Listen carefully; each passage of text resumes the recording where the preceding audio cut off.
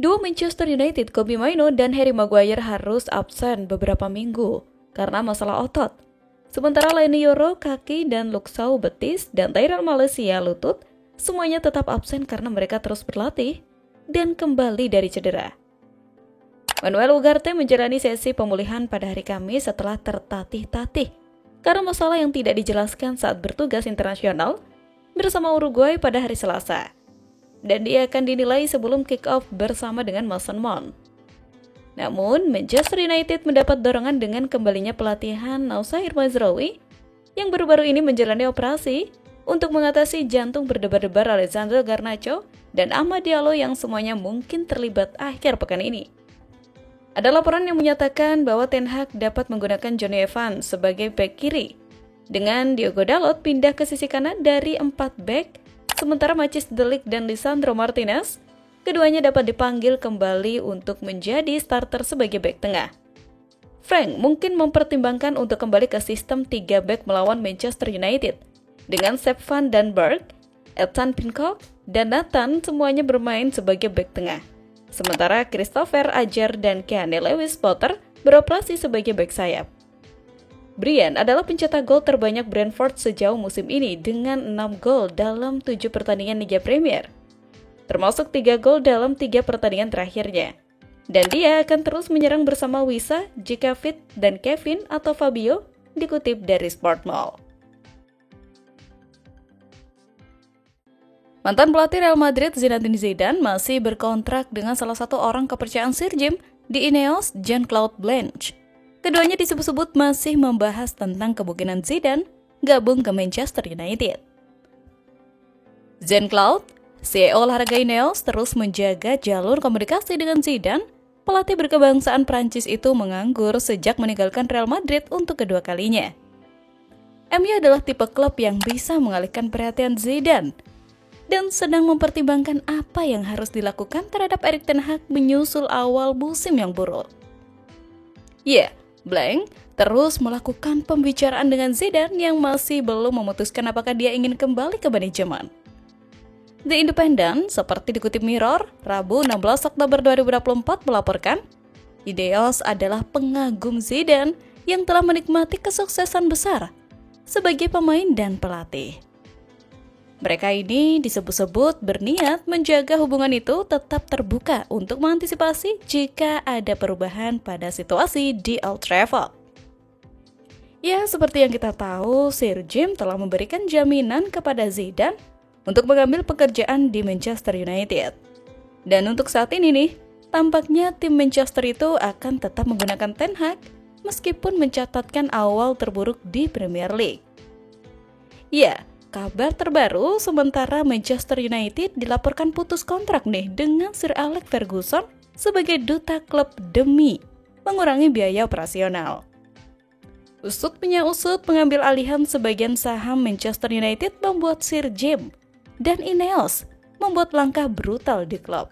Salah satunya memangkas biaya.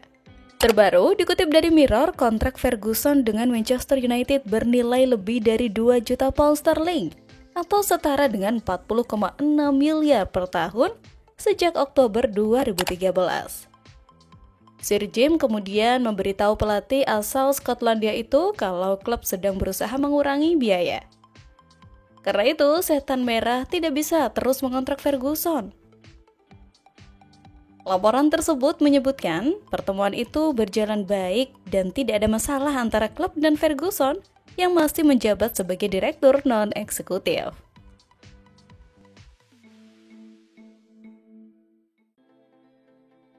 Manchester United telah menerima 3 dorongan dengan kembalinya Alessandro Garnacho, Amad Diallo, dan Noussair Mazraoui ke pelatihan. Klub mengonfirmasi. Garnacho dan Amad mengundurkan diri dari tugas internasional dengan alasan masalah kecil dan selalu ada harapan mereka akan segera pulih. Mazraoui harus menjalani prosedur kecil pada masalah jantungnya, menyebabkan banyak orang bertanya-tanya berapa banyak pertandingan yang akan ia lewatkan. Meskipun hal itu dianggap sebagai dilema yang tidak serius. Sekarang nih, pemain Maroko itu kembali berlatih di Carrington. Ada harapan nyata bahwa ia akan kembali untuk melanjutkan awal musimnya yang mengesankan. United kekurangan bek sayap dengan Luke Shaw dan Tyrell Malacia masih absen.